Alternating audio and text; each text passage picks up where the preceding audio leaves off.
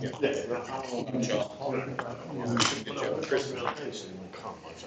decision. Yeah. On doing it or not. And it's relies on religious basis. Yeah. It's Thursday, December 15, 2022, and this is the Finance / Facilities Committee meeting of the Council Rock School District. My name is Yota Piley, and this year, along with Mr. Tate, will co-chair this committee. Can start with your name and title to my left. Mary Ann McKee, School Board. Bob Hickey, School Board. Mike Norwood, School Board. Ed Salomon, School Board. Michael Roosevelt, School Board. Matt Frederickson, IT Director. Jessica Binda, Supervisor of Facilities. Andy Sanko, Superintendent. Bob Reinhardt, interim business administrator. Ed Tate, School Board. And Yota Piley School Board. So we have a few items on the agenda today. We are going to start with the facilities review, and then we proceed to finance. So first we have to see what needs to be done and then how to pay for it, the way it was explained to me. So first is the facilities improvement projects update. Is Jess with me? Yep.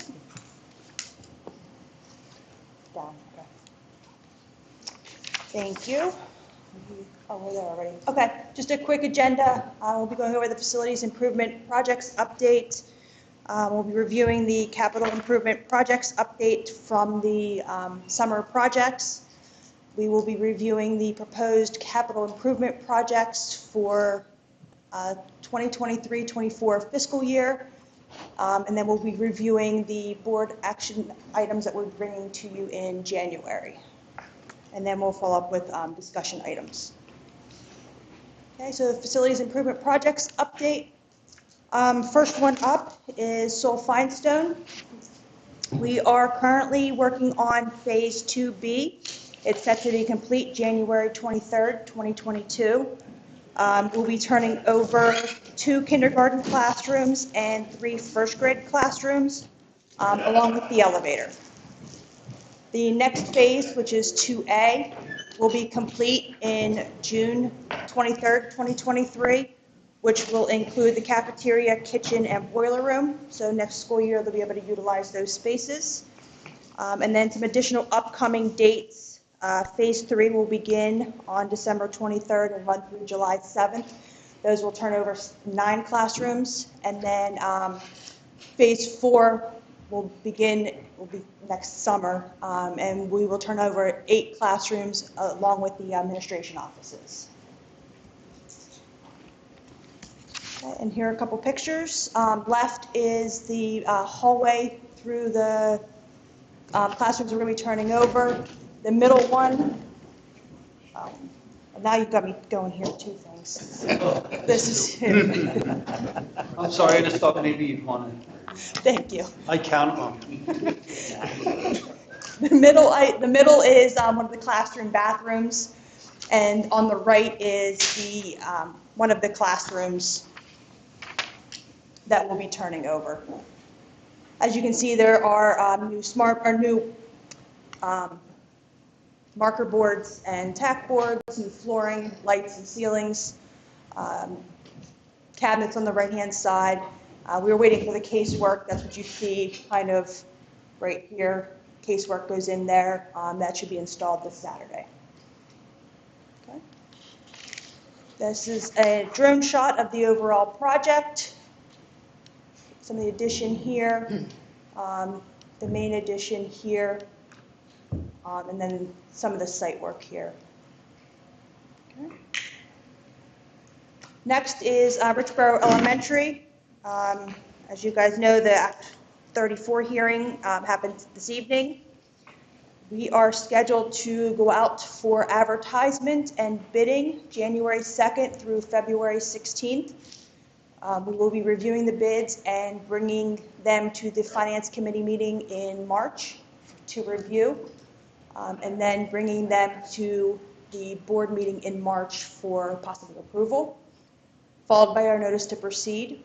We will then be moving Richboro Elementary to Richboro Middle, starting on June 19th, plus or minus. Hopefully we don't get too many of those S days. And then it'll be an 18-month construction phase, wrapping up in December of 2024. Okay.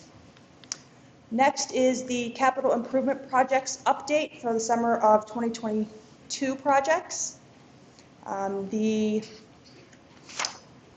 north canopy restoration and replacement, north precast window, a concrete window system, the north entry field access and Chancellor Center site concrete stair railing replacement, north natatorium tile repairs, north parking lot maintenance, Chancellor Center elevated concrete stair repair recoating, and the district-wide door and wall identification signage has all been completed. The north and south hot and chilled water pumps and cooling tower replacement is still underway. We had some delivery issues with drives and or pumps and VFDs and the cooling tower. The cooling tower should be delivered this month to the school. We're going to store it until the summertime when we hook it up. We do have to keep the cooling system running over the winter time because of the interior offices. We provide cooling to those. So this project will be wrapped up next summer. Okay, I'm going the wrong way here. Proposed capital improvement projects for 2023-24 fiscal year. So these are all the projects that Doug presented on the last meeting. Went through them, and as you can see at the very top, right here, we added in the Johnson Controls Metasys network engines upgrade. These engines run our boilers and our chiller plants. Currently, they are out of, how do I put it, they, if they go down, we can't get repair parts for them. So they are, what's the word I'm looking for here? Obsolete, thank you. They are obsolete. So this is a critical item to take care of this summertime. Johnson Controls will do all of the implementation, installation, and programming for us. It is at various schools across the district. This is a one-time thing, and then we will have everything upgraded. Just how many of them are there? I knew you were going to ask that. I don't remember offhand. Yeah, It's fine. yeah, I can give you the list of schools as well. It's fine. And then, so as you can see, the first grouping of schools in the blue area, right here with the subtotal, are really the ones that we want to prioritize. It is, again, the Johnson Controls Metasys network engine upgrades, the stadium repairs and recoating, the stadium field lighting replacement, paving and concrete repairs, and playground improvement projects. The next slide goes over the playground improvement projects with more information.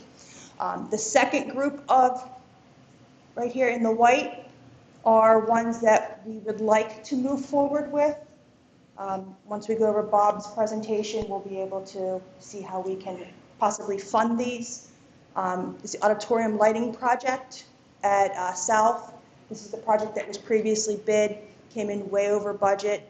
And then the second time it went out to bid, I guess we didn't get any bidders. I think we need to just take a look at it again and see if we can get some other contractors involved, maybe look at like performance contractors, not so much electricians.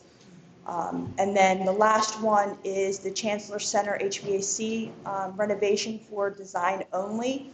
And again, I think Doug touched on this last meeting. It's important to start design if we still want to hold the schedule.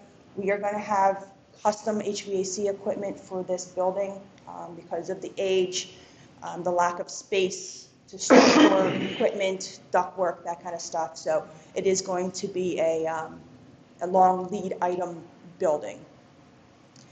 So if the appetite is there to spend, this is the priority that I would recommend. And on the right-hand side, it does include estimated fees to complete this work. So the total would be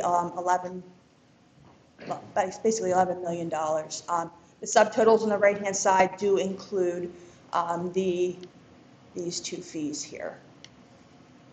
Okay.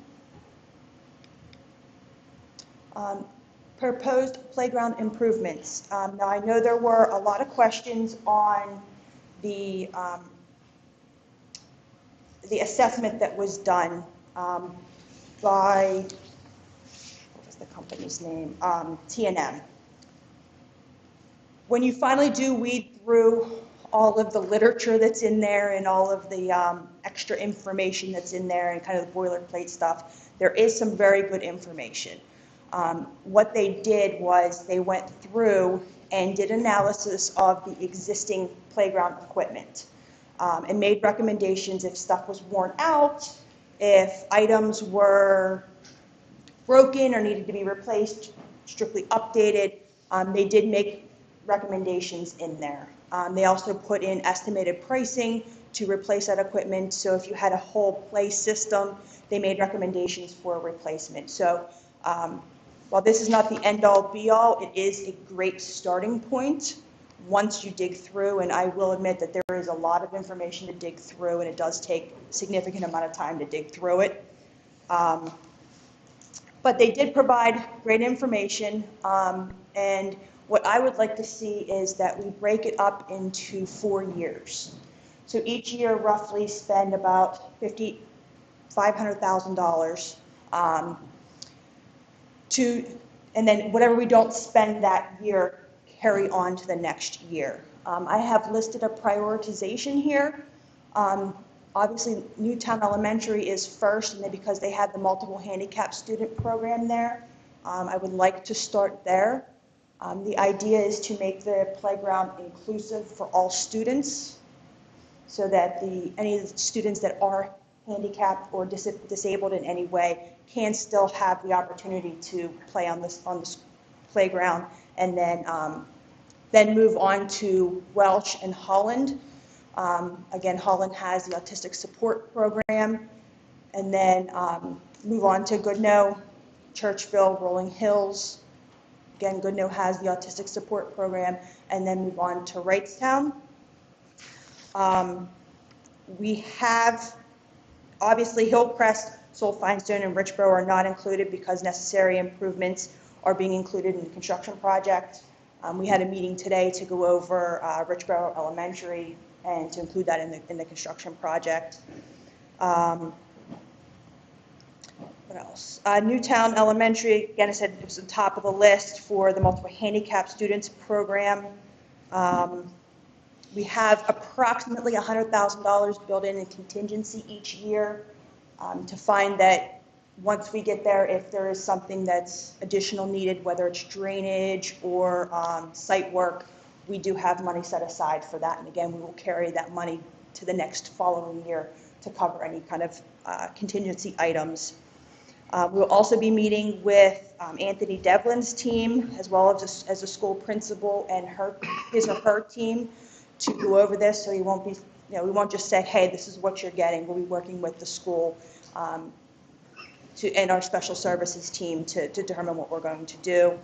And like I said, contingency, we're building items like Gaga pits. Apparently this is the biggest thing with kids now. It's, from what I understand, it's a big pit, and it's dodgeball from the knees down. And kids in elementary school go crazy over this. It's big plastic pit, and they absolutely love it, and it gets them running around. So items like that we can include in the projects. Okay. Next item is board items. And there is one item missing on this slide, so I do apologize. The first one is the extension of the ABM custodial services contract for next year. We are actually going to recommend that the board approves a 2-year extension for ABM. For next year, the cost is right there. It's $4.9 million. The following year will be an increase of to about $5.1 million. This is what when they put their proposal together, these are the exact costs that were in their contract, and they have confirmed that they will hold these prices for the next 2 years. So we would like to recommend, and we'll be bringing that to you guys at the next meeting. So the 1.2 is an increase over 1 year? over Yes. what we currently pay? Yeah, so what we currently pay is for 10 months, Okay. was about 3.6 million. It comes out to be $359,000 a month. The second year will be about $407,000 a month, and then the third year will be $423,000 a month. Okay. And then also, we would like to recommend the approval of a new pickup truck. And again, I apologize for not being on this slide, but it is on the front agenda item. I want to take that one on rather than Jessica. This was our fault that it was missed from the agenda originally, and you remember us speaking about it before, and we put it on today because it was really my fault that it wasn't on. That's why Jessica doesn't have it on, so she shouldn't take the blame. You can take me with the blame for that. So I don't want her to take that. It's fine. So the pickup truck, we did bid a truck out. It's to replace one of the maintenance trucks. It is a Ford F-350. The price is $73,624. There is a very long lead time, and we did receive the CoStar's discount as well, so Can I ask a quick question? absolutely. Thank you, I'm sorry, I should have asked you. About the ABM contract, are we getting any kind of feedback about the satisfaction? Yes. Okay, So that's one of the main things in the past 6 weeks or so that I have been receiving information back. Everybody seems to admit that they are improving. There's obviously still room for growth, but the one gentleman that is their supervisor, his name's Charlie, extremely responsive. Anytime we have an issue, I ask him to walk the school with me. For instance, Hillcrest bathrooms was a major issue. We walked it, I showed him the problem. That evening, he had power washers there taking care of it, making sure that all of the bathrooms in the entire school were up to par. So they have drastically been improving, and they continue open communication. Anytime I have an issue, pick up the phone with Charlie, and he's addressing it. So they are improving, and like I said, the principals, the ones that I've spoken to, have said that there is an improvement. Any other questions? Yeah. Okay. When I looked at this list, I was thrilled to see what I thought was everything that we talked about previously. And then you and Andy and I talked yesterday, and I'm really relieved that it seems as though we can do this. I had a question about the playgrounds. I like the idea of phasing the playgrounds as we discussed. Did you just say that yesterday you all decided to add playground improvements to the Richboro L project? So it wasn't yesterday, but yes. Okay. Yes, we did, because we figured we're in the school. Yeah. Let's make the renovations while we're there, get bang for our buck, and then when the kids come back in, you're not under construction when we're done. Right, I remember that it was not part of the original project scope. Yes. Tell me about, please, Salt Finestone and Hillcrest. Have playground equipment been added to those projects? Yes, so Hillcrest, the equipment should be coming any day now. We hear that it is, but no one has been able to verify that it has come. They're having issues with the resin for all the colors on the play equipment. So it should be installed over Christmas or winter break, but we're still crossing our fingers that that's going to happen. Sulfine stone equipment has been installed. When you go there to the right, there's like a sodded area and some new play equipment there. So all three locations will be, two of them will be updated sooner than later, but the Richboro will be updated as well. Great, thank you. I think they gave us a December 31st date on the playground equipment we're expecting. Yep. Terrific, thank you. Thank you. Can you go back to the slide with the actual cost for those playgrounds? Right there.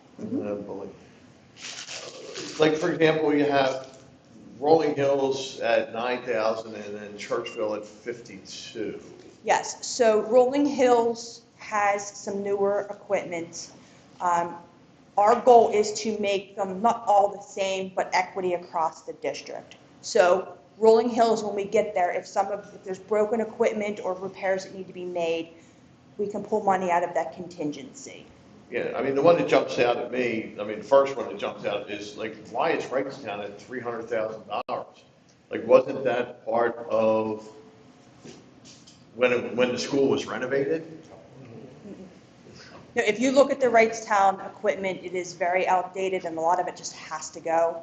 Similar to the equipment that's at Richboro Elementary right now.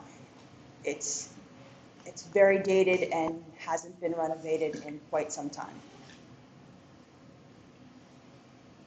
Okay, thanks. As I said, I'm just surprised that, that number just jumped. I mean, it's a brand new school and we didn't do anything with the playground equipment? Yes. Yeah, I don't believe that we did anything with the playground equipment. And then the other question, Oh, sorry.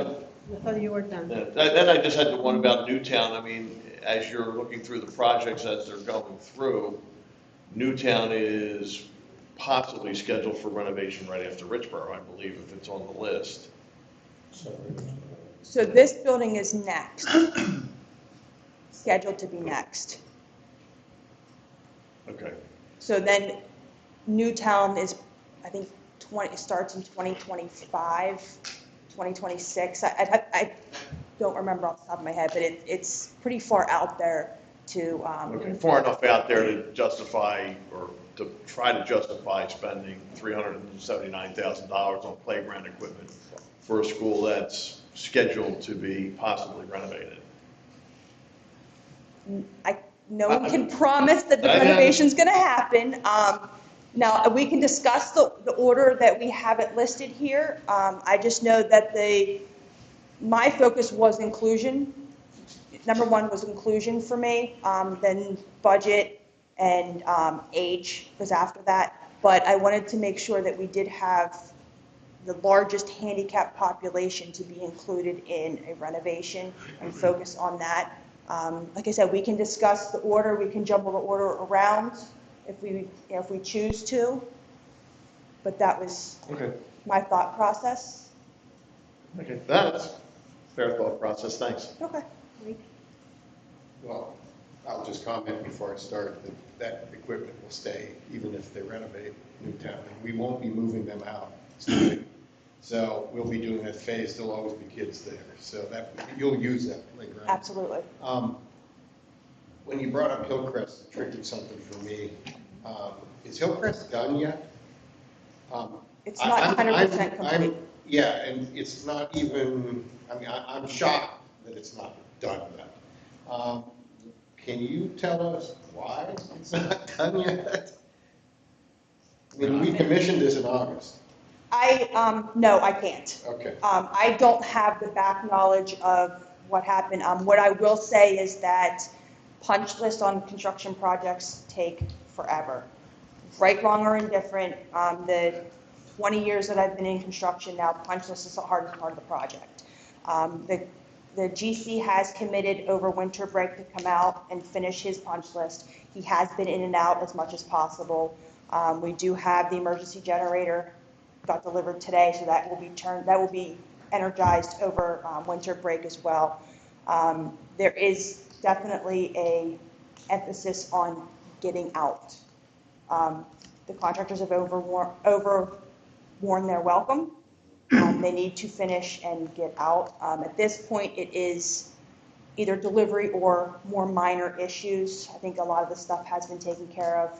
I know one thing that will continue to kind of hang out there for a little bit more is the scoreboard in the gym.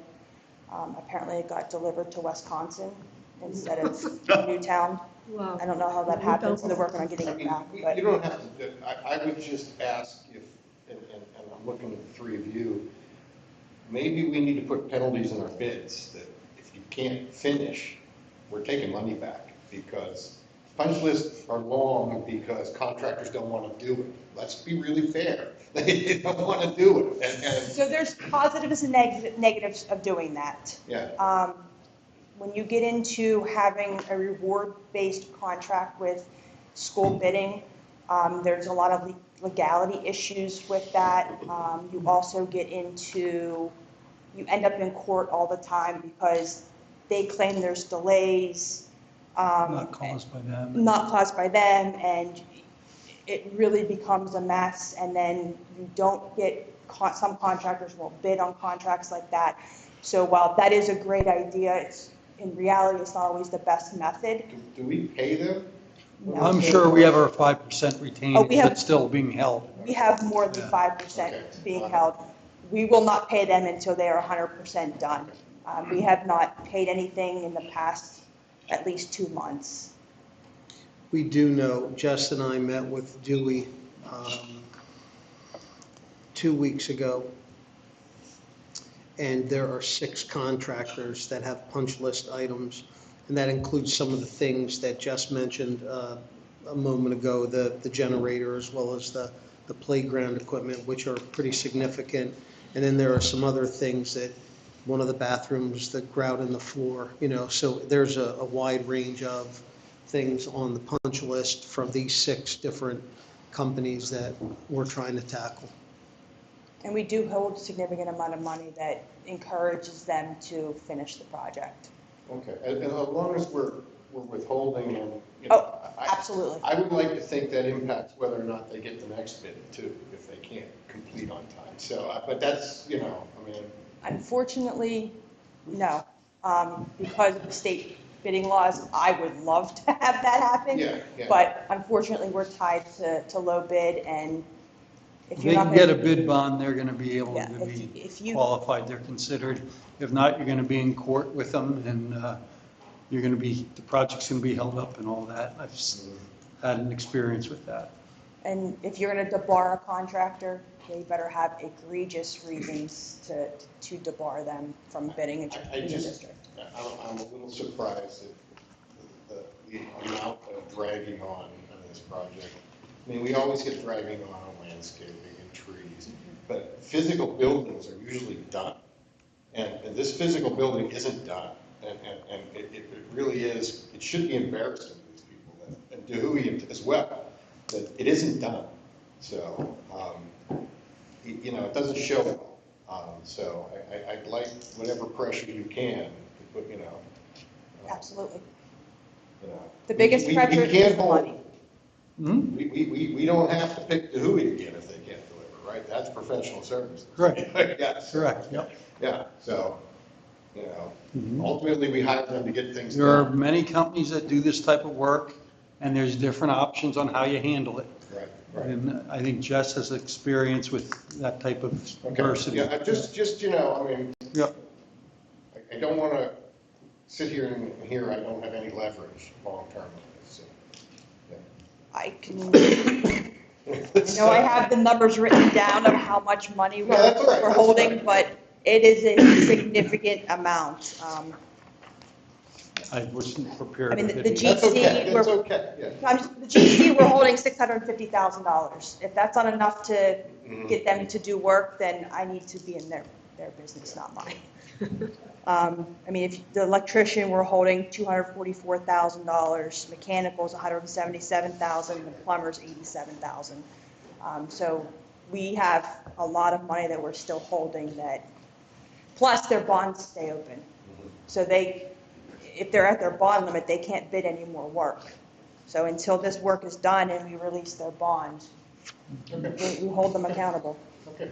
Can we, to piggyback on that, since we can't penalize them, which I'm really amazed at, I remember hearing that when South was built, that not only did we not penalize them for being late, we actually gave an extra $1 million to try to finish it up. And maybe I'm incorrect, but that's 20 years ago. Is there any way to hold back more money? To give them a bigger incentive to get it done on time? I mean, like you said, the plumber, I mean, on $70,000 is $70,000, but maybe if it was twice that for all these people, they would have a little more incentive to So finish. within the contract, once you hit 50%, so when you start the contract, you typically hold 10% retainage within the contract. Typically, when you hit 50%, they can request to reduce that retainage to 5%. If you deny that reduction, you need to have a very solid reason to not reduce it to 5%, meaning that they're not showing up on site, they are extremely behind schedule, something that'll stand up in court. So really the 5% in our contract is what we hold, and it is an industry standard, thank you, yes. So while we could change that, it would be over and above what industry standard is. And it could impact a contractor's willingness to bid. Picking up in continuation of this, did we retain the architect? Well, backing up before that, who was the primary on the Hillcrest project? Was it Dewey Engineering that hired Schrader? Was it Schrader that hired Dewey? It's Dewey that hired Schrader. All right, so did we retain either one of them, either directly or through pass-through service for construction administration? Dewey, well, both of them have construction administration within their Right, contract. and so the construction administration, part of their responsibilities is to do a lot of this so that we don't have to as a client.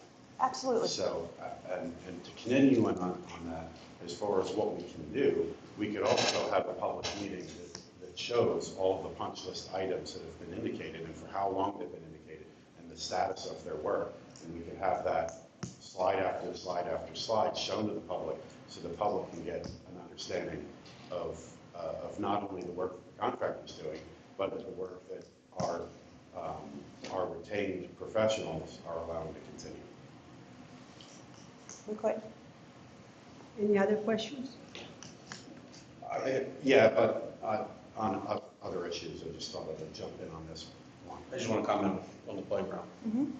Correct me if I'm wrong, those numbers are big, Bob, but a lot of that is labor. The labor costs are almost as much as the equipment going into the sites. So they jump off the page, but that's only because That's all. And equipment is not cheap. yeah, and equipment's not cheap, so. About dollar to dollar. Yeah. I like hearing inclusion, the word you're using. Dr. Gorman's used it for years. He will level playing field across the board. Absolutely, That book was too big for anybody to consume, so thank you for doing that. absolutely. Are you sitting here, are you satisfied with this proposal now that you've gone through the book, now that you've walked the schools? Yes. That this is the next course of action? Because I think you quickly can see some of these playgrounds have been, I don't want to use the term run down, but end of life, tired, as Doug Taylor would say. They're run down. So That's an it's- excellent word for Yeah, it. and that's an important thing, because I know our kids look forward to getting out there and just doing what they need to do out there. So I like the idea that we have a plan of action, kind of like we do with the books that we see every year. It's not going to be cheap to do this, because we've never went down this road before. I disagree that it should be on the PTOs, it should be on the school district. I agree. So Then I'm we have excited. equality across the district. It's quality, but right, and more importantly, PTOs at some schools can't raise as much as other schools. Absolutely, absolutely. I would never be able to raise that type of money that you're looking at to grow in elementary school. Not my lifetime. Not my kids' lifetime, which is the most important thing, is you want your kids to take advantage of why you raise PTO funds. So I'm excited about this. I'm glad that you did it. I'm glad that we as a board said, let's take a look at this, because we spent some money to do this. And I'm just excited that we actually have a plan. And I need checks and balances that if something needs to be fixed, we gotta fix it. Absolutely. My only other question is, what do we do with the newer playground set at Richboro Middle School? That's sitting there, The kindergarten one. whatever is over there. Yes, the one on the right-hand side that's, I think Look blue at the and school's white. left-hand side. It's in a separate part, Richboro Middle. Richboro Middle School. It's on the right-hand side is the newer one with the little kids, the kindergarten one. And on the- That one's staying. That one is in excellent shape. That one's staying. The one on the No, left. Richboro Middle School. This is the middle So school. Oh, It's I'm not sorry. being used I'm anymore. sorry. I'm So thinking we Richboro put a Elementary. new playground in there when we started using that as swing space. Mhm. So obviously, once we approve Richboro, they'll be over there using that playground. That Correct. playground's gonna be available. So. When we just- demo the building. Or whatever we do, that's for another board, for another time. Yes. But put some eyes on that, because Yes. I'm sure that can be removed and used somewhere. So the good thing about also when you get the play sets, the different levels and different slides can be interchanged and set up in different ways. So if we go over there and the structure is in good shape and say, we just have a cracked slide or, there's one piece that's a little worn, we can replace that. I know we know who the manufacturers are, so we can work with them for replacement pieces. We could move it to another school if that's what we decide to do. Whatever we decide to do with that space, that building. we I'm just can keep thinking, it as you're there. tearing this in, that may be a serviceable piece. That could be. That may help out through third tier or updates when that Absolutely, comes up. So absolutely. I have other questions on other slides, Ms. Bailey. Mr. Tate? Yeah, thank you. I'm glad to hear that with Hillcrest, the standard practice is to hold back that 5% and so forth. Absolutely. And I will point out that we've got a pretty good record of completing construction projects on time and under budget. I don't remember the last time we've been anywhere near behind like this. And when it comes to an emergency generator or a scoreboard, you can't do anything about that. On the other hand, these other punch list things do need to get resolved. But I do think we have a good track record with our construction projects. And part of that's Dewey. The other thing I was going to mention was, in terms of equity, since we were talking about equity, I'm really relieved that we're going to find a way, I think, to do the Council Rock South auditorium lighting project, because that was really worrying me that we were not going to be able to do it, and we're going to have one high school with up-to-date lighting in their auditorium and another high school without. And the same with the tennis courts and the it's tennis and basketball, Yes. right? Yeah, I mean, those had to be done. We put them off. Those were part of some of you may recall, those were part of the stadium project, the turf project for Yes. South. And those got delayed. So in terms of equity, I think it's really good that we can move forward. Any other questions? Quickly on the playground, it's actually, well, it's kind of this slide. Last month, we were looking at a slide that discussed playground equipment, and I believe it was something in the magnitude of 1.5 million. Yes. We're looking at a number today of 1.8. Yes, I don't think we included the total remaining soft costs, the 389. Was that off of the last month's?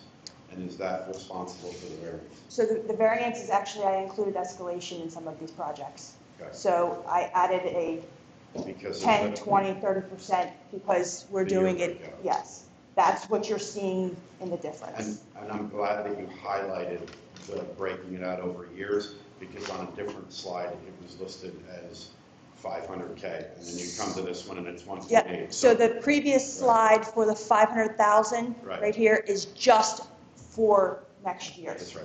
Yeah. And then this actually gives you the full plan Right. for the next 4 years. And I'm glad that you explained that and broke it out and discussed that, because that was another difference. As far as other things that were interesting was the CIP projects. I think last month we were looking at something 7 or 8 million, and now today it's 11. So I think we went through it a little bit quick. I wasn't able to find what the variance was there. I don't know if you can Yep. expand on. So the first item for the variance is the top item, the Johnson Controls upgrades. Yeah, but that's not Yep. responsible for. I know, that's Right. first. All right. All right. The second variance, the second variance is this auditorium lighting project. If you look at the last slides from last year, or last month, there's TBD numbers. There's no actual numbers there. Okay. And then this, the wrong button. The playground number is included now too. Okay. That's a little bit different, so that's caused a variance. And then I believe the last one is the Chancellor Center number. I don't believe that full number was in there. Okay. That'll do it. Can I just jump in? Absolutely. I recall that the south, or the south lighting, we sent it out to bid. Yes. We thought it was gonna come in around $800,000. 750. So, okay. I think I asked the question, did we underbid? Was the number way off? Because now that this board's got to decide if we're willing to spend $4 million. So that number right there is the actual bid number from the electrician that bid the project. Which we were told, we think that is incredibly high, that we should be looking at alternative ways of doing it. So from my experience, it is a very expensive project. You will never do an auditorium of that size and the caliber of auditorium that you need for $750,000. Maybe 4 or 5 years ago, but at this point in time, you will never do an auditorium like that. Which is what prompted me to ask, how did we come up with $750,000? You're telling me you need booms and all this other stuff. So $2.4 million is a huge jump. Yeah. And there's no, and we, wow, and here it is again. So where did that 750 come from? You were so wildly off. I can't answer that. Yeah. Just- I don't think just. No, it's not, I know, but, I mean, Rhetorical. it's rhetorical. That's right. It's not very subtle. Any more questions? I have a question about the ABM services. So is one of the reasons we try to extend it because if we go elsewhere, it's going to be more expensive? Absolutely. So because we can tie into their contract? Okay. And they are holding, even though there's been increases in other districts that we all know about, they are holding their price. In fact, they sent me in writing today that they will hold their price for not only the next year, but then the following year. That's I great. believe when we put this all together, the other two bids exploded when we made them give us the numbers based on a unionized contract. So these are probably still under the other bidders when we got them to apples. So I remember it was extraordinarily high. Yes. And then this year was only 10 months because 2 months were under the old contract. So we weren't looking at apples to apples right away when we looked at that stuff.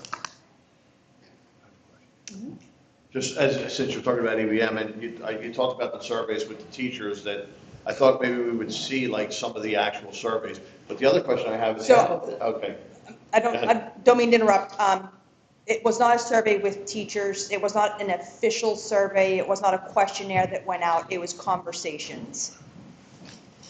okay, 'cause I thought we were going to get a little more of like what the principals and administrators were thought. And then the other question I have is, I don't know if you can answer this or not, there was a question of the number of personnel and how they've been doing with their numbers. I forget what the exact number is, like 74 or 69 or something like that. Is there any feedback, do you know how they've been doing as far as that's concerned? They're fully staffed. The one person that they're missing right now is the we call him a second shift supervisor, but really he's at like noon to 7 supervisor. So they're missing that person right now. That person they know is critical because they need to have a face in the schools. They need to be stopping into the main office, checking with the secretaries and the principals. Hey, what's going on today? Do I need to know about anything? Is there any complaints? To try to end things quickly before they get escalated. So they're missing that person. They made the change this week, so they are actively trying to find someone to replace that. But other than that, fully staffed, no problems? Fully staffed. Okay. The only thing I would add to that is before we contracted with ABM earlier, we did do a formal survey with building principals, and we could administer that again in short order. It was a 10-question, if I recall, 8-question survey. Justin and I can get that back out to principals, and we would have some hard data. Before we bid them, it might not be. Yeah. Yeah, absolutely. Yeah, and I can bring the results to the next committee meeting, and we can take a look at it. Great, Thank you. thank you. Vicki? Thank you. I have a question along those lines. I mean, way back, in the last century, we used to have books in the office that you would record, I have a problem with something in my classroom. Help me remember, I thought that there was a way that users of the buildings would be able to do that online. Yes. And then you could track, and in terms of getting some data back. Yep. We could maybe have that information as well. What's been reported, what's been remedied, what's still outstanding as a problem. So we use the work order system. The teachers can go to the main office and put a work order in to kind of file a complaint. It's not perfect. So not all of the issues go through the work order system. Most of the issues are being handled within the building, and the teacher will say, hey, my trash didn't get picked up today, so then the daytime person will come and take the trash, and it gets handled internally. So in theory, that system should be up and running, but it's more handled internally Okay. to get the complaints. Thank you. Go ahead. Question, and then I have a couple statements. Is this stuff, are you looking for this stuff to go to consent for the next board meeting? I am requesting. Okay. So I'm not clear on what's going to consent, and I think we talked about it a lot, so I just want to make sure. So you see the further discussion in finance, Right. that will help. Okay, yeah, because obviously we're going to ask how you're paying for it, but this would be one consent, the playground would be another consent, ABM would be another consent. Based on Pickup the truck. question, I can pull up Right. the ABM back, and we'll do the survey and discuss it further at the next committee meeting. Okay. Committee meeting will be slotted. Is it slotted, I don't know the calendar off the top of my head, is it slotted before the board meeting? We can move this, Okay. do the approval. I just want to make in sure February. we know what we're expecting to see on the agenda for the board meeting, that's all. Yeah, the finance is a week before the board meeting. Okay, so we can bring it back and talk about the survey, okay, Absolutely. all right, and we also have time That's right, it is to talk before. about anything else, right? My next, in the Richboro Elementary School addition renovation slide, if you mind, don't mind. That one? Yeah, thanks. So a couple of points. I just want to be clear to the public.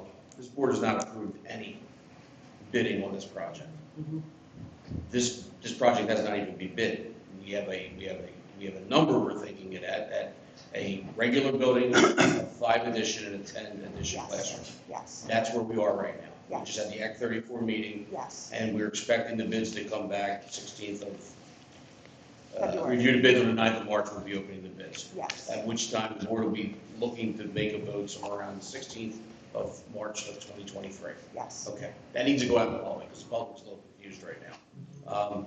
So that's my one question. Dr. Stanko, this question is for you. We've talked about this, we haven't really gone in depth. We know we have enrollment issues at some schools, we know we have some overcrowding. Where's the administration with, whether it's a presentation or another overview, because these weeks are flying by. March 16th, when you see it in front of you, is coming. I mean, the known is we have full classrooms. We're popping sections, could be popping sections in some schools. We know about this. So give me a sense, give the public a sense, because the board's gonna have to make a decision. Do we stay Richboro the same? Do we add 5 or 10 classrooms? I think this board's all rowing in the same direction. Richboro is getting done. We all agree to that. The issue is to what extent. So just, I'm kind of curious where we are, what your thoughts are, and if you can't answer, that's fine. But I think that's going to be, we're hearing it in the scuttlebutt in the community. No, I What can are you certainly, thinking? I can Thank you. certainly answer that. So at the last Education Committee meeting, you heard Matt Cropper speak. He identified trends based on our October 1st enrollment. You heard Matt Cropper tell us something we already know, that we have some pain points at Wrightstown and at Holland Elementary School. I also spoke at the last Education Committee meeting saying that I owed the Wrightstown community another visit, but we needed some information to share with them. And so after you hear Bob's presentation tonight with money and we get to a point where we make a decision about Richboro Elementary School, the puzzle pieces will start coming together. So internally, what we're looking at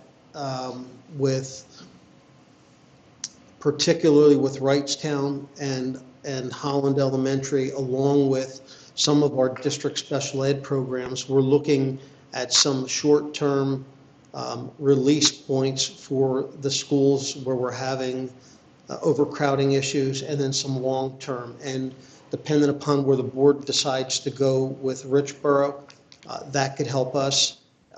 Where Sulphine-Stone ends up at the completion of their project, if they have extra rooms.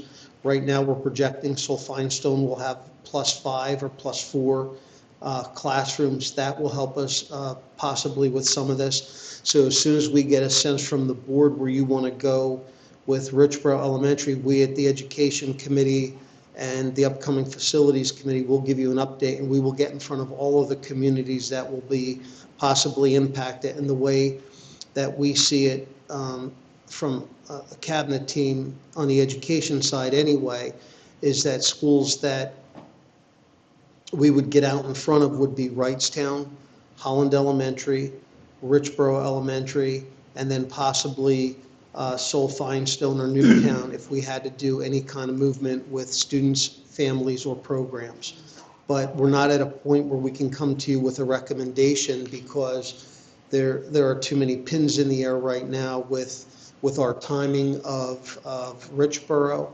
And but we do know we have to come to you and get in front of our school communities with some short-term options for you to consider, particularly as it relates to those two elementary schools that you've heard us as an administration speak to, and you heard Matt Cropper speak to. So I can't sit here tonight and give you a hard, fast date. I would like to do it sooner than later.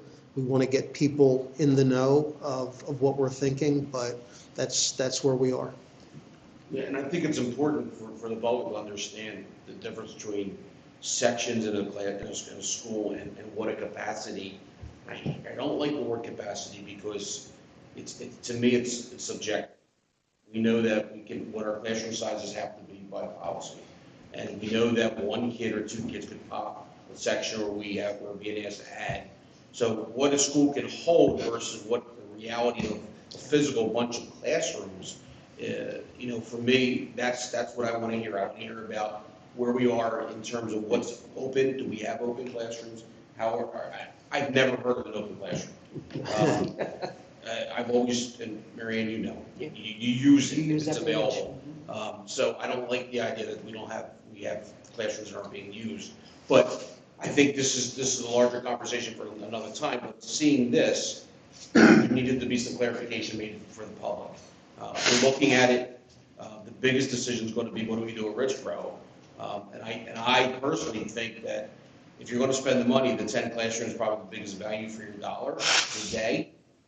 But would they be used? Would they be used to the degree that makes sense to spend the money? So that would be my conversation I'd like to have with the administration or another meeting and kind of look at those type of things. Yeah, we're happy to do that. And just back to your previous comment about numbers, it depends on the program. If you're talking about, let's take Wrightstown, for example, there are 17 full-size regular education classrooms in that building. And then we have class size guidelines that you referenced. So if you take first grade, our class size guideline is 25. And so if we have 51 first graders who enroll at Wrightstown, you have a classroom of 25, a classroom of 25, and then your 51st student means you break another classroom. We would need 3 sections, meaning 3 of those 17 classrooms would be filled with first grade students. If you're talking about a district level class, the PDE, we have maximum caseloads that special ed students and teachers are permitted. So you could have that same 750, 845 square foot classroom that has 8 or 12 students in versus 25. So capacity is really, and I think it depends who you ask and how they define it. I think an architect may define it differently than a teacher. An engineer may define it differently than a teacher, but as an educator, I don't think you would find any open space in any school, no matter how big or how small it is. So we're happy to have that conversation, and we owe it to our community to do it, but we want to make sure we have something tangible for the community before we stand in front of them. Thank you. Mr. Solomon, capacity to me shows a relative size compared to your other schools. It doesn't mean how many kids fit in. It's a relative size. If this capacity is bigger than another one, that school's bigger. That's all it tells me. It really, in the whole scheme of things, and maybe how much bigger, but it's not a real number when you start putting children in the rooms. So, Can we make this statement at the next board meeting? Like, I'm sure the number of people who listen to this And even though they have access to it, they don't. You know, they listen to the meetings, or they'll attend the meetings, the ones that are televised. And I just, because I was always one of those people who said, like, I can't believe we can't, you know, we used to always fit these kids in there, why can't we do it? You know, that was me when I sat on the other side of it, and, you know, I was the person who, you know, would listen to the board meeting or whatever, and didn't really understand that difference between section and how it relates to population. So when everyone says, oh, yeah, you have, you know, Richboro's 50% utilization. And like I said, this is great that I know it here, but can we do this like on the televised meeting so that more of the general public will understand all those great points that Mr. Solomon raised and yourself? I can certainly weave that into a superintendent's report, sure. And I think to the point you're making now, Mr. Hickey, if we, excuse me, if we look at Holland Elementary, for example, and I know that building well, if we look at Holland Elementary, if you look at the number of regular education classrooms and you just base it on the number, let's use first grade, for example, our class size guideline is 25. If you're talking about sixth grade, that number is 30.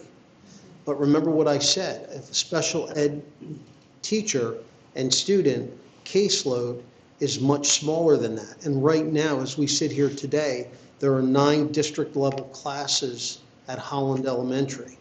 So that means if we're sitting there and not understanding that,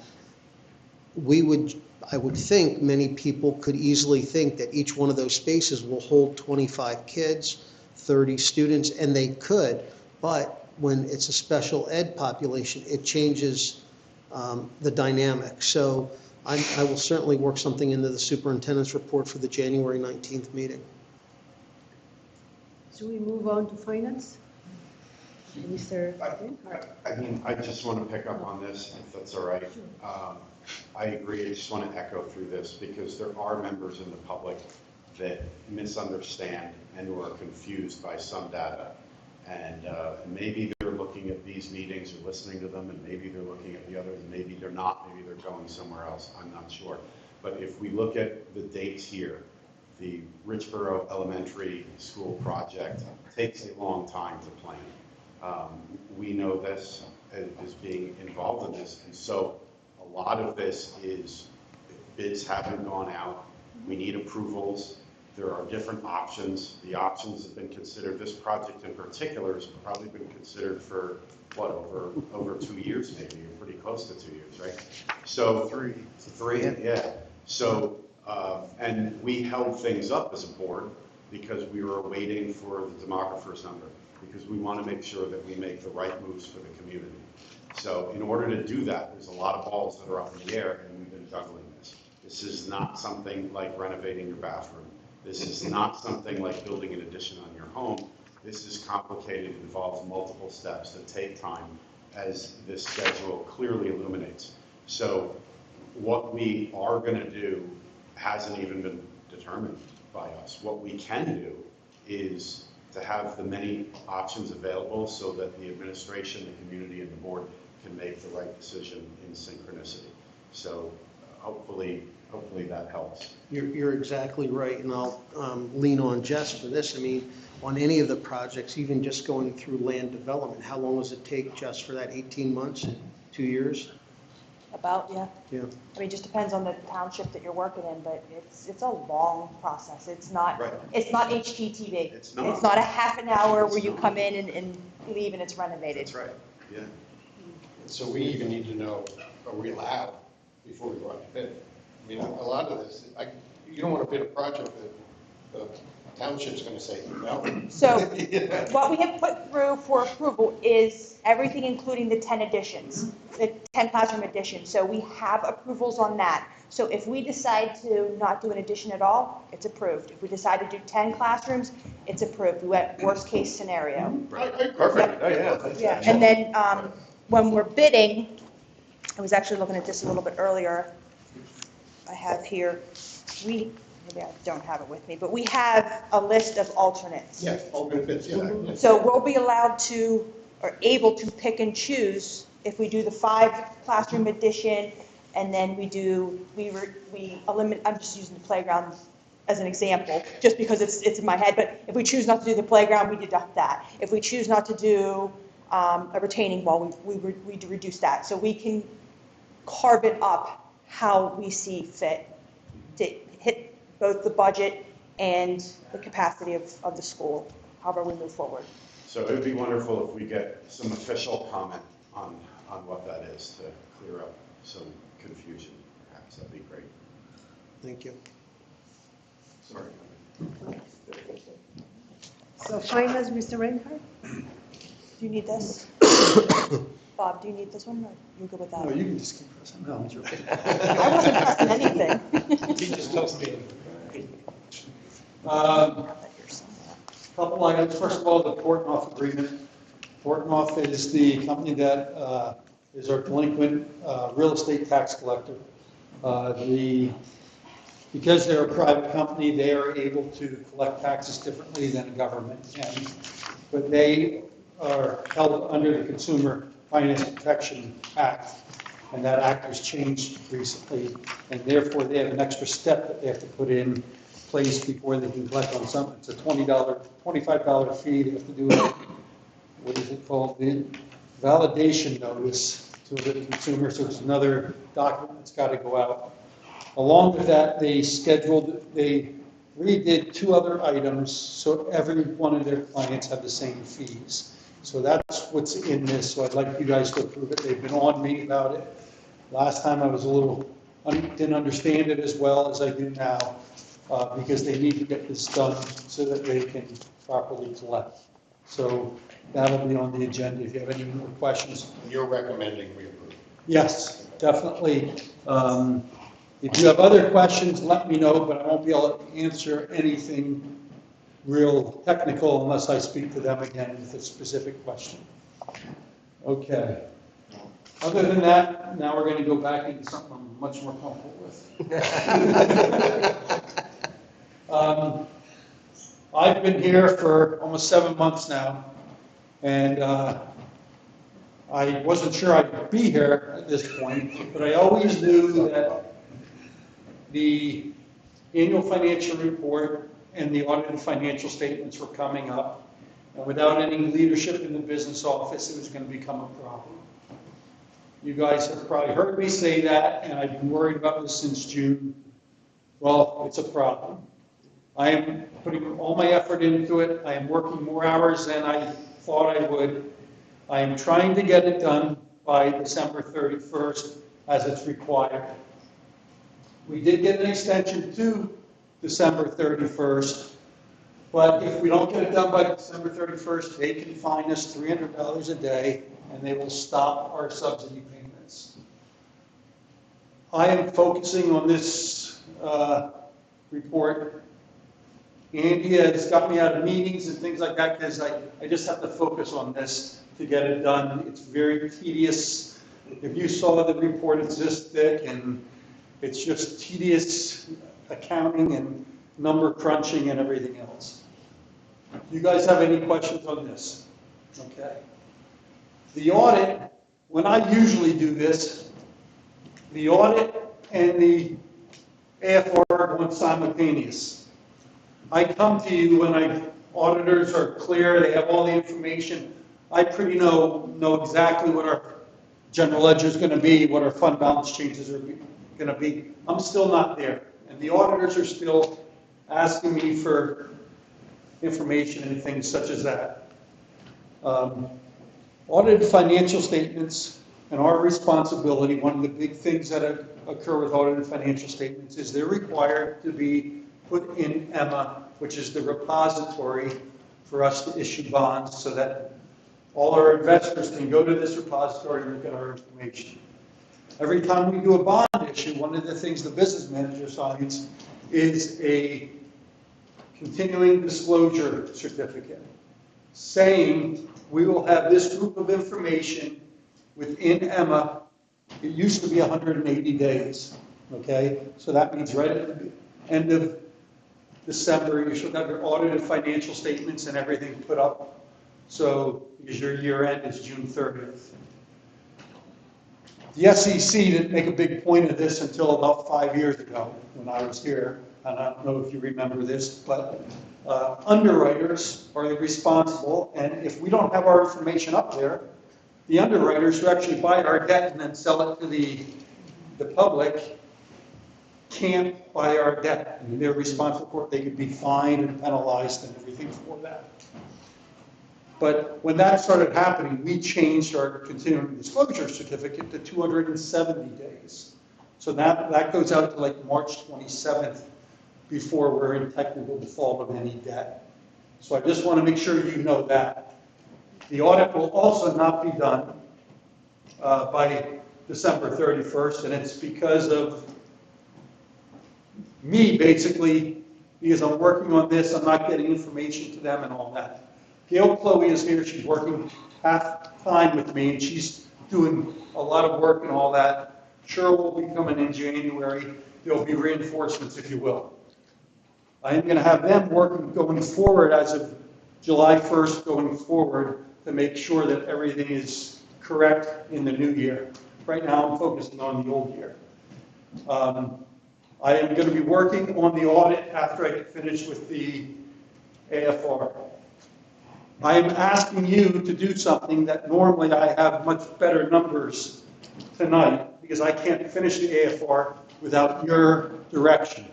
So we're going to review this tonight, and I'm going to apologize before you guys say, what are you doing to me? And I am doing it, but it wouldn't be this way if I was here all year. I swear it would be okay, but it's been an unusual year. And I got to tell you right now, I got to tell you that the business office staff is up there has been great, and they've had a tough time too. There's some stress levels going on. Andy can vouch for that, but they've been great, and I want to make sure I say publicly that if you guys get a chance, you should say thanks to the people up there because it's not been a normal year. Michelle Pollack, you guys get emails from her all the time. She's been terrific, and she makes this situation much easier.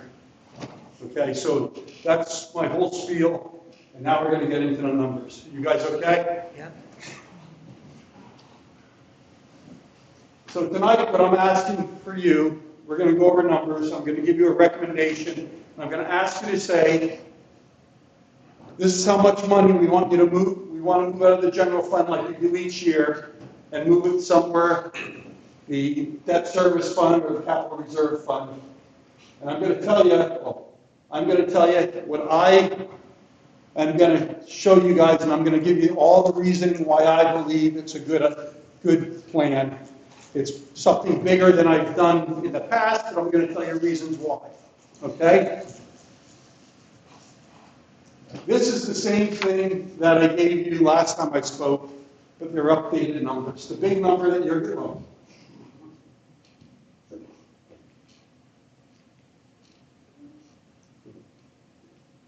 The big number you're interested in is how much did our fund balance go up. So right now, what I have based on our updated numbers, it's up almost $12 million. And if you remember, we went over all the revenues last time. Earned income tax went up quite a bit. You will see the revenues are up 4% over what the budget was. Expenditures are under by 1%. 4% is very unusual, but I believe most of that is the earned income tax. And if you remember the way I used to budget earned income tax, I would never go all the way the year before because we have seen decreases in years too, and you don't want to get on the other side of that. So if you would say, did someone make an error in estimates or something like that? I don't think so, because this went up like 20% this year or something like that. Mike said, and he's probably right, it's a lot of this work where people aren't in Philly anymore. They're not paying the Philly wage tax, they're paying the tax here now. And they want to pay the tax here because it's 1% instead of 4% or whatever in Philly. So I believe that's probably a good assessment, at least part of it, on where we are. So, at the end of last year, we had $33 million in fund balance. This year, if we don't move any money, it's going to be $44.6 million in fund balance. Okay? You guys get that? right? Okay.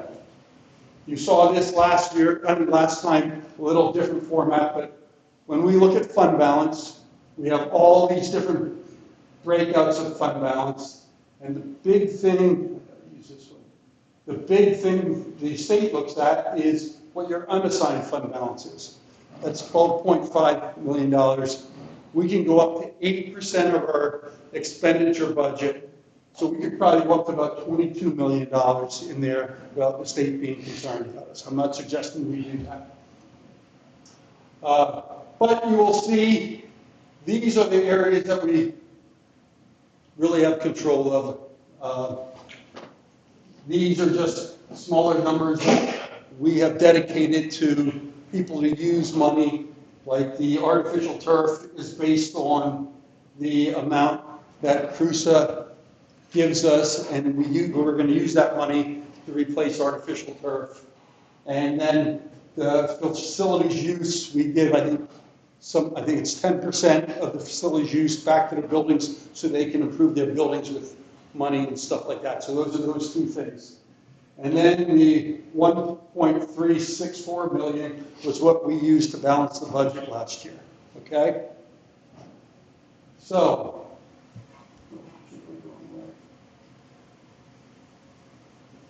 what we need to think about is now, what do we want to do? Do we want to keep $44 million in our fund balance, and then we have to figure out designations in here to put in reserve, thinking that we need money to put in these allocations? Frankly, when I look at the 14.7 million, I think COVID's over. Revenues didn't decrease, they increased actually in some areas. So I don't know that that's necessary any longer. So, saying all that, we need to decide what we're going to do with, we're going to have to decide on what we want to do and move money. And those are why you do the different things as you do them. Okay? Want to point this out again, that our debt service is the blue. This is what's coming in. The red is what we have already. So we're about, I don't know, 200,000 or something like that above our debt service, I think, in 2000, it might be next year. So we don't have that in the general fund, but we have money in the debt service fund to handle that. If we do the bond issues we were talking about to do Richboro, we're going to have an additional $2.5 million that we need to fund the debt service over our general fund budget. We have almost that much in the debt service fund right now to cover that, okay? Because we'd either have to do that or we'd have to borrow more money to pay for it, or we're going to have to increase taxes. Those are the things that are issues that you need to think about as we talk about this. Now, the other thing that's in your mind, there are considerations. If you look at these projects, and this is, I want to be really strong with you on this. The funds aren't there first. You need to look at the projects and say, in my mind, should we be doing these projects, this projects, next summer? Just because we have the money doesn't mean you do it. So everyone's got to look at these projects and say, yeah, I think we need to do that. Jessica's given you a good list to say, hey guys, I think we need to do at least the $4 million. Okay? Then after this, Jessica's given you reasons to say, I still think we probably could do this, and further on, and it would cost you $11 million. We don't have $11 million in the capital reserve. Right now, I think we have less than $1 million in the capital reserve to do anything outside of cleaning up the projects that we had so far.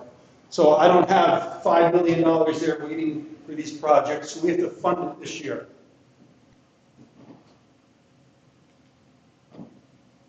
What I am recommending, first of all, is going back, and if you remember the future education initiatives is $4 billion. You see that there? Right there. That's a committed fund balance that the board said, we're committing $4 million to education initiatives. I say we increase that by another $4 million. Two reasons for that. One of them being, I do believe we need to keep a decent amount of fund balance in the general fund for contingency. So overall, I never want to move too much money out of the general fund. The same way, I think we're spending all this money on capital and all that. I want a commitment within the general fund that we're looking at education too, and that we have initiatives. Andy and I sat down and we talked about this, because we talked to board leadership about this, and it was said, put a recommendation in front of the board on what you guys think. So we sat down and talked about it. And I said, Andy, what are the things that you'd like to do? What are things to help the educational process out? What are things that there's seed money that you can support? Maybe doing something within the district for 3 or 4 years to then evaluate and say, should we be really putting tax dollars for this, and should we be putting a program together? So in that effort, we believe that we should put another $4 million there. You may never use it because we have the surplus every time, so you don't take money out of it unless you don't have that surplus. So we talked about it, and Andy came up with some things just off the top of his head, like, well, he can let him talk about that rather than myself, because I'll mess it up, but I do know what he's going to say. The other thing that I'm talking about here is moving $22.5 million from the general fund into the capital reserve fund. You're going to say, wow, that's a lot of money, and yes, it's a lot of money. Jessica's got $11 million if you want to spend it on that. I'm not saying that $22 million is for $11 million of the summer projects or $4 million. That's your decision. But I will tell you that when I was here for 9 years, and we did a lot of capital projects, and it was easy to do capital projects because we paid nothing in interest. It was easy. Our debt was falling off, and every time I got a chance, I refinanced debt. We had more, and it was easy. It was easy. We borrowed, I don't know, $250 million, and we didn't raise taxes, and it just went well. Well, I was talking to Zach, and I said, Zach, what do you think our average interest rate was back then? And he said, really, percent, maybe a little under 1%. And I was like, wow, that's really great. I said, what is it today? He said, well, by the time you borrow in 2023, maybe 4 or 5%. So that means you have $20 million, $25 million, $30 million, and now you're going to put 4 times you're going to be paying in interest on that. Why isn't this the time now to say, hey, we're going to take some of the reserves that we have, and we're going to reduce our reliance on debt and put, I don't know, $10 million, put some amount of money towards Richboro Elementary School, and in the long run, it's going to help our long-term finances. Are we going to be looking at $30 million and be comfortable in the general fund? No, the general fund balance is going to be down to $22 million. This is where it would be $22,132,000. This is not perfect yet because the audit isn't done yet. We get it. But when you look at this, we had 32 million in there now, we had 11 million, and now it's only going to be $22 million at the end of this year. But we're going to have 22.5, and when we do the bond issue next year, PFM's going to run us examples and show us how much money we should put towards that, and then how much money you're going to, have for the summer projects is going to be your choice. But there's going to be money over there to do these things.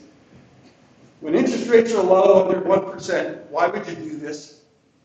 When interest rates are at 4%, 5%, why wouldn't you do this? That's my spiel. If you're uncomfortable saying that number's too high, I get it. Well, then let's reduce the number, and let's talk about what you want to do. I don't believe that number's something you should go above. I don't think we move 30 million or anything like that, because this starts to get me a little tight already. Who knows? But this is something. And I will also tell you that some concern will be, and Mr. Roosevelt said this over the phone call. He probably might not even remember saying this to me, but it's going through my brain and all that. Once we move the money over to from the general fund over to the capital reserve, we can't move it back. And I cannot go right back and move an operating transfer back to the general fund, the way we got it over there. I will tell you, though, we have $18.6 million of appropriations for debt service. I don't have to pay debt service out of the general fund. I can pay it out of the capital reserve fund.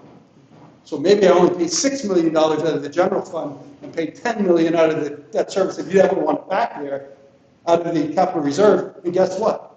It's back there then. And it's all legal to do that. So I just want you to know that there are ways to do this, and I have comfort to be able to do that. So this is what my appeal is. I swear this is going to be the last time you guys see me. I mean, I wasn't coming to anything. This is my third now. But like some feedback, but we have to make a decision tonight because I can't do the financials without putting these transactions in. Ed, in all our years working with Mr. Reinhardt, I can't believe you're standing and saying do what you just said. Yeah. And I don't mean that in a negative way or it's risky or anything like that. No, Coming from you, it's much more aggressive than Coming your from you, though. past way of doing business. So yeah, speaking of history, we've always stayed above 20 million in the capital, in the fund balance. Yeah. And I have a couple of other quick questions. You talked about you proposed moving 22 million to the capital reserve fund.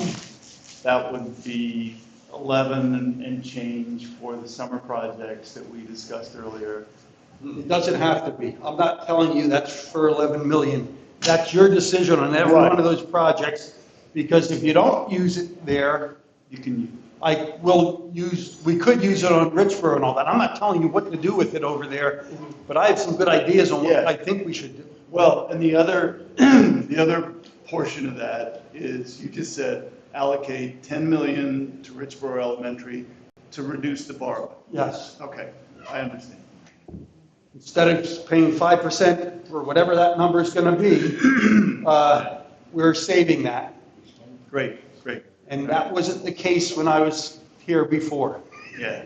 So that's the difference, why I'm even saying this. Yeah, and the other thing, if I may, is I'm eager to hear Andy's discussion of the 4 million Yeah, and so. 8 million. So Bob and I spoke about it, I spoke about it internally, and two things that jumped out immediately, it's mental health, because we have spoken in this room, in every room in this building about mental health, and we would like to do something with an initiative or two with regard to mental health.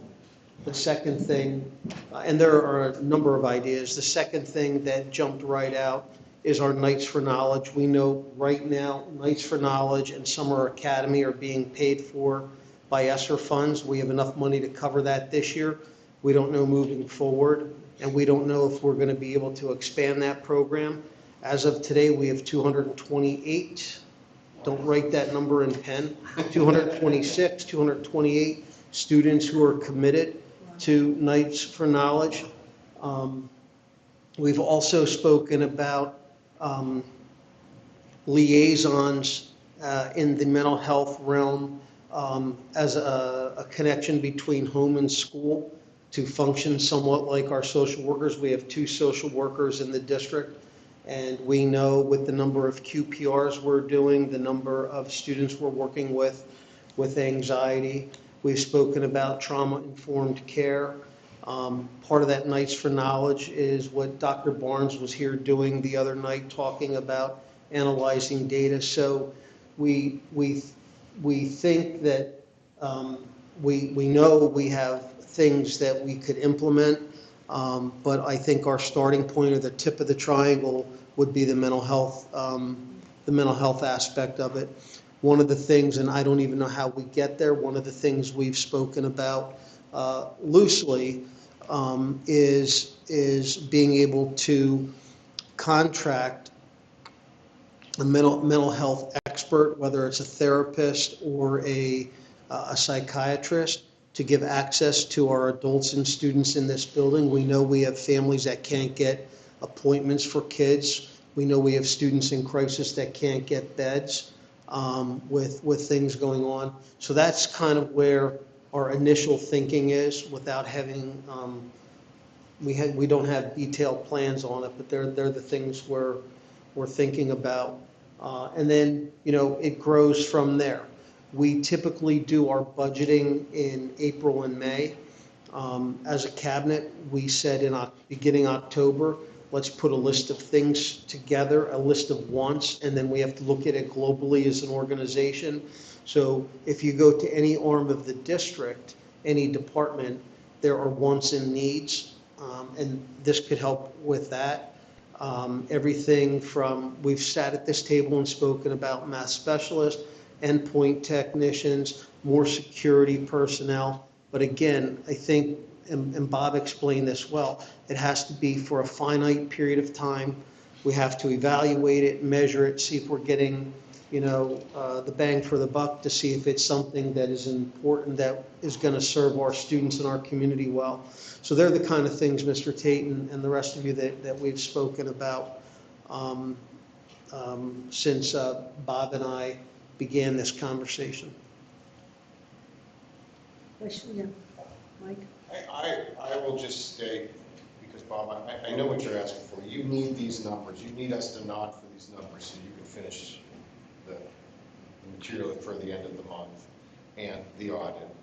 And This should usually happen in November, once the auditors and I Yeah, are so tight with our numbers, we Yeah, were comfortable. and you're asking now, I'm saying those numbers might change a little bit.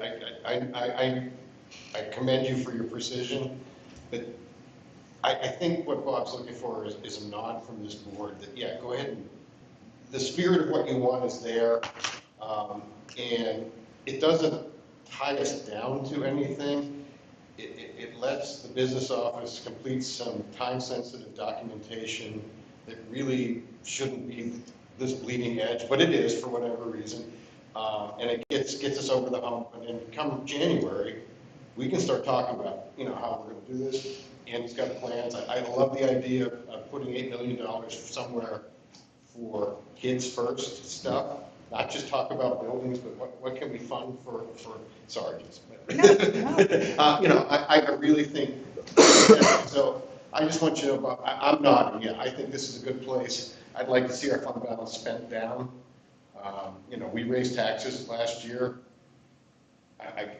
You were within 1%, of spend, so that's perfect. That's as good as it gets. But, spending down some of this money so we don't have to raise taxes to pay for interest later or Richboro later, we owe that to the community too. So, me alone, I'm not. Yes, I'm comfortable with this. Anybody else? Bob, Act One's at what this year, 4.1? One. Yeah. Yes. In a recession. Yeah, last week, Mrs. McKee, when I went and talked about the schedule, possible, looking at a college schedule, and you said that would be a culture shock. I think the reality of public education is we're in the middle of a culture shock. We are, I don't want to say flush with cash, but we are positioned, just for this type of reset, if you want, I've said multiple times. I don't know if this is going to go on forever, this EIT, and we don't know. Right. But we should take advantage of what we do have. And Mr. Tate's constant comment about putting off things in the buildings down the road, they're going to cost that much more. So we have the ability to put a little bit of money into a situation where we can get your book of business together, and you can go forward and do what needs to be done on the upkeep. And more importantly, the money for the kids, and talk about initiatives and things that we're seeing and being able to pay for it. There's school districts in the area where they can't have this conversation. But at the end of the day, we're going to be talking about taxes coming up at some point. We're in good shape. The only reason we was 1.59 last year and spent $1 million in capital reserve, which I was a huge proponent of. Let's do it to the tax base. My concern, and we've talked about this country's hitting hard right now with the recession. I know what it was like going to Costco last week. So, I'm cognizant of our tax base out there that don't have kids in the school. So we're in a good situation. I don't think it's the end all to be all ever, because you constantly are watching those numbers. But this is a great opportunity to Dr. Sanko, to give you the ability to start thinking outside the box, addressing the needs of our kids, and have the money to do it. I mean, we're very fortunate. And Bob, the work that office has done since you've been up there is not lost on me. You came in at a time where we needed your help. You've been here as a loyal servant to the man to your right. Those ladies and folks up there that have contributed up there, I know what's going on, and I know the work that they're doing. Getting Cheryl back is huge. Having Gail come back and chip in has been huge. It takes a village to get that work done up there. This board member, it's not lost on me, and I will go out of my way to call those folks and then thank them again. But it's been a tough year for that office. That's the only thing we need to right at this point, in my opinion. And we're working everything we can to get somebody. I know. I don't want to see you any longer than I need to, because I know you want to fish. But we do appreciate what you can't go white fishing. We'll figure out a way of doing it. But thank you. This is a great situation to be in, but we've got to be cognizant of the folks that are out there saying, stop taxing when you got this type of money. So it's a creative way. Well, this is a long-term solution. It's not a reduce your taxes solution, but it is keeping expenses away that are going to be expenses for a long period of time if we handle it right here. And that's the way I'm looking at it. Great conversation. Thank you. Ms. McKee? Thank you. I agree with what my board colleague said and fully support this. And I'm very appreciative of all the work that went into it. And I love what we can do with this. And I would just add, your track record with us is such that if you are recommending this, I feel really confident that this is a good direction for us. Thank you. Yeah. Yeah, a win-win. Just a couple quick questions. When you talked about the future education initiatives, not that we're flush with cash, but is it enough? And is that something we can decide at a later date that, hey, maybe we want to give a little more here, I believe that $8 million is significant. I don't think it's something that they have so many initiatives that we're going to put so many in place at one time that this isn't enough. I think this is quite a bit. And it is saying, though, that we have money to back up doing initiatives and looking for the kids. And what should we be doing? And we're going to look out of the box, and maybe we'll do some things that don't work as well as we want. We're going to stop them. And if we need to use some of that money, it'll come down. But I got to tell you, with the surpluses we get, as long as you're doing conservative budgeting, you're not probably going to use much of this. But it's going to give him the ability to say, I don't have to worry about it. And maybe mid-year, when something happens, like just happened with learning loss, and we have a plan, you don't have to worry about it 3 years, because you can't get the money together until 3 years later. Oh, yeah, I mean, this thing tackles so many issues. I mean, like you said, $4 million for education. You always talk about having debt and possibly paying down your debt. And then, like you said, the taxpayers, hopefully when May comes, when June comes around and we have to go on a budget, that once again, we're nowhere near the Act One like we've done before. The only other question I guess I have for you, which obviously you are, so like I said, I'm in favor of it, is you're okay with the fund balance going down to 22.5? If we were using $22 million of fund balance to fund next year's budget, I would not be okay with it. This is all one-year expenditures. It's going to keep 5% of our debt, of the $10 million. You can start calculating what that is each year, because that's going to be 20 years of debt that you'd be paying that. That's something that isn't a bullet that helps you, but it's something over time, and it's financial It's prudent. Oh, no, I was Yeah. always in favor of reducing our fund balance when I saw that number 32 million last year, like, Right. I was always in favor of going down, I just wanted to make sure that because you never know what the future's gonna hold, and hopefully, Dr. Thor was correct in his assumption that, we're gonna be off by another 4% next year, but you don't know that. I mean, generally, I know when you've done the budget before, you've always been within like 1.5% between, overvaluing revenues and undervaluing, Yep. expenses. And this seems like an anomaly. I mean, hopefully it is a continuation, but I'll take it for what it is for now for the 1 year. You got a yes from me. Okay. Yeah, so this is something that, in my time on the board, has become clear, that the school district's responsibility is to educate kids for the future.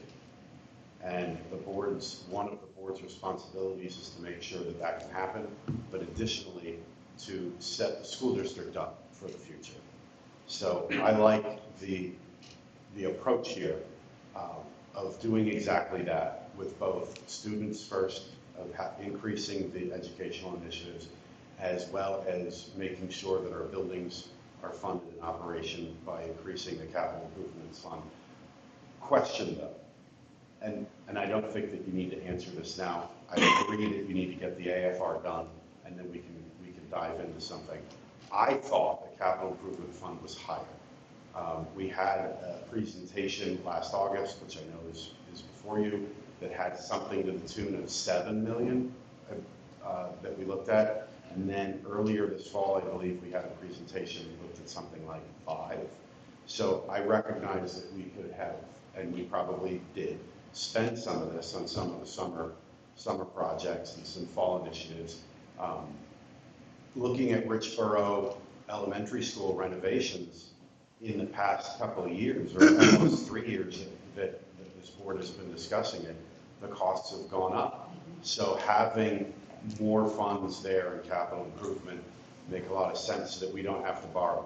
And that's something that I want you to reiterate, just for the community and this board to grasp, is that this money is not necessarily there right now for the board and the school district to spend. It's to some degree, it's projection, and it goes up and it goes down to the point where this approach is careful to adjust for that frequency and make sure that we can cover our responsibilities.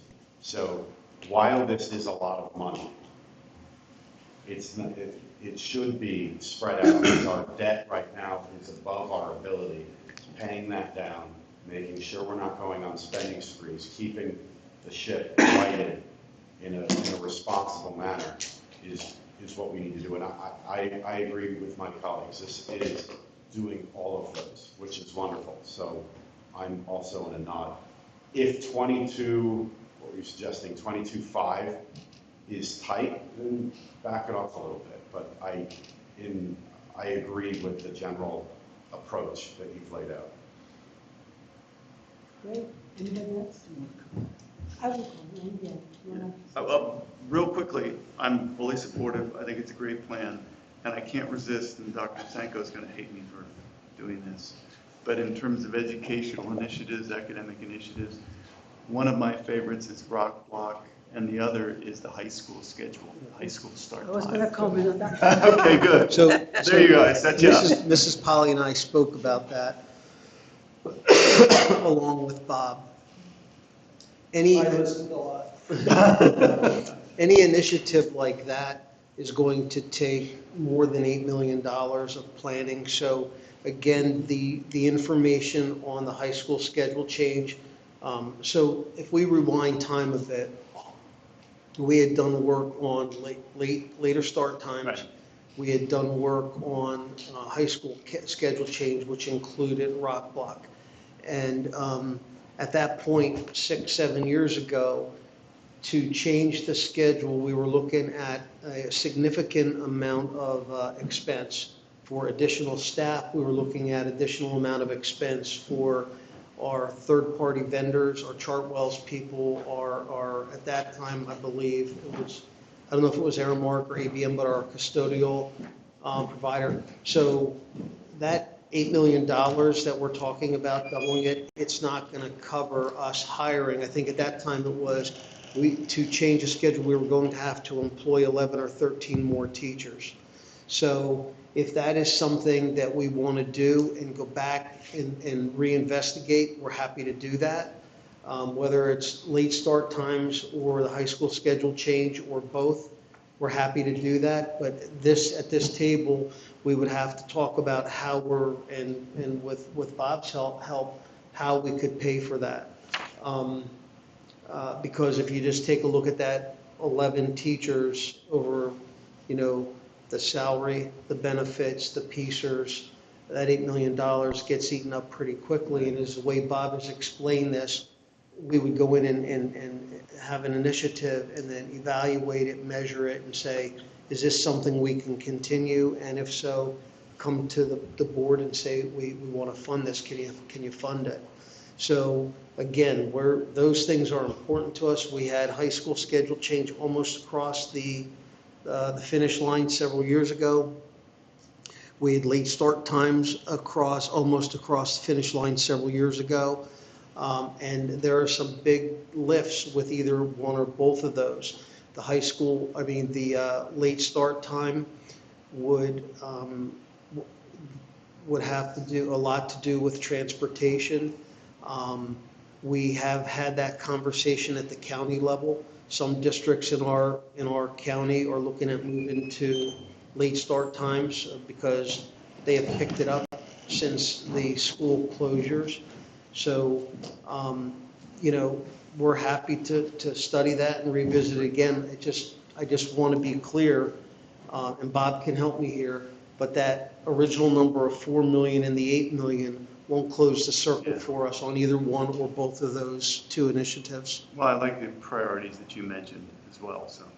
Yeah, so I think we had that discussion, and even if we wanted to do it, my understanding is it's not going to happen next year when the $8 million will be available. So, but it's something for us to plan. If we want to, at some point, have that, maybe they have to start looking into like another project, another analysis, just to evaluate if it's worth doing it. And then if we think it's worth doing it, then we have to figure out how we're going to pay for it and how we can phase it out. But it's definitely part of the planning for the long term. So you let us know if you want to look into that, and as a board, we can decide. Yeah, if the board wants to tell us to do that, we're happy to do that. We, again, just some things, those of you that have lived it and lived through this before, high school schedule change, it depending where we land, it includes rewriting curriculum, it includes additional staff, it includes, if we go to that rock block, it includes additional third-party vendors to come in and prepare the food. It includes running electricity and putting warmers for Chartwell. So we can go back, but the numbers today are going to be all different than they were. So if you tell us to do that, we're happy to do that. I mean, what I'm thinking is to look into that. Because the education, the way we teach changes. So there's like new ways of educating out there. And if this provides a better education, maybe you can look into that and whatever, I don't know, what the budget you need just to do the analysis. That would be way before the board decides to spend the money on anything like that. If I could Yeah. comment to you, or I would suggest we wait till we fill the business administrator, because Yeah. any of this work is going to take Bob away from what Bob really needs to do right now. Yeah. And so that already adds us several months, I would think. Sorry, Bob, but I mean, even for the new person to spin up and do those sorts of things. So. As soon as you get someone, or before that, I'm stepping out. Bye-bye, Bob. Yeah. I'm not disagreeing with you. I see that as sometime next year. Like, it feels like kicking the can, but there's a lot on the plates right here, right now. Yeah, I mean, I agree, there's a lot going on, and this is like a lot of new people too, so it's going to take time, but let's keep it in the back of our minds as a potential out there. Exactly. Then with regard to moving to the capital reserve, it makes total sense because it's going to be so much more expensive to borrow money. And if it's available, then we might as well use it. And this is a one-time thing. You're not suggesting we do this forever. And everything, the way you describe how to put it in the different buckets, it makes total sense to me. And thank you for thinking all that and presenting it so well. So I think we have consent. Can I just clarify that the January 19th meeting, I am going to ask for resolutions passed. Coming back. No, I'm not coming back. Resolutions passed that you approve that I can move the 22.5 into the capital reserve, and that you are creating a fund balance of another $4 million or $8 million in the general fund. So you'll see both of them. I see nods all around. Yeah, okay. I just want to make sure you're going to see this, not that we just discuss it and you're not going to see it again. You need to authorize the administration to do this. Got it. Okay, good. Yeah. Thank you. Anything else? There's no public comment because there's no public, so we are adjourned. Wonderful, great job. Good meeting. That was a good meeting. And guess